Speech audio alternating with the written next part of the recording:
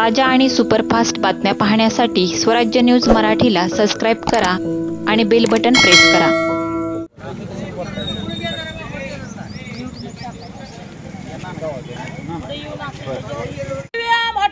देश बचाओ, भारतीय लोकशाहीचा विजय असो, डॉक्टर बाबासाहेब आंबेडकरांचा विजय असो।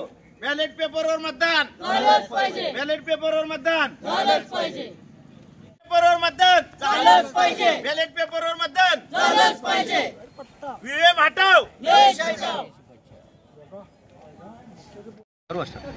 नुकत्याच झालेल्या विधानसभा निवडणुकीमध्ये खऱ्या अर्थानं या महाराष्ट्रामध्ये वातावरण फार वेगळं असताना एक हाती सत्ता महायुतीला कशा पद्धतीनं मिळाली हा संपूर्ण महाराष्ट्र बघत आहे।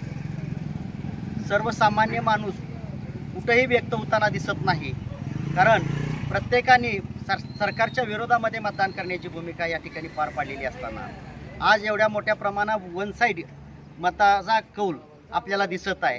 याच्या विरोधामध्ये आज गादेगाव तालुका पंढरपूर या ठिकाणी ईव्हीएमला सलाईन लावून या सिस्टीमचा निषेध करण्याचं काम आम्ही सर्व ग्रामस्थांच्या वतीनं करण्यात आलेलं आहे।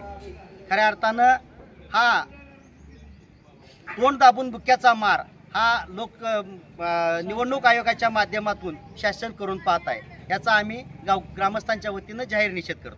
2024च्या विधानसभेच्या निवडणुकीला आताच निवडणुका संपल्या आणि निकाल जाहीर झाले।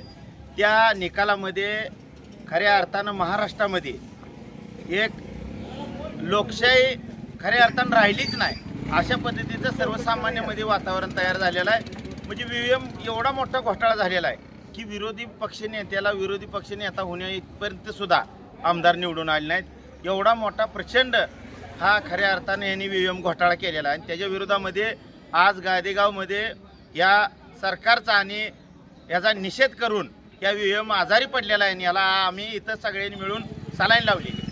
खऱ्या अर्थानं विधानसभा निवडणुका पार पडल्या, त्याच्यामध्ये जे निकाल लागले ते सामान्य मतदारांना अजिबात न पटण्यासारखे आहेत। त्यामुळं सामान्य मतदारांमध्ये ईव्हीएमच्या बाबतीत अतिशय संभ्रमावस्था आहे।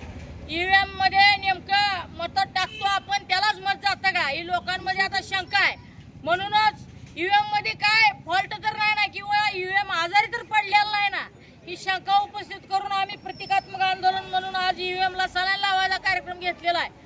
सरकारनं किंवा न्याय व्यवस्थेनं आता या सगळ्या गोष्टीकडे गंभीरपणे बघावं आणि येत्या काळामध्ये बॅलेट पेपरवर निवडणुका घेण्यात याव्या अशी सर्वांची ठाम मागणी आहे।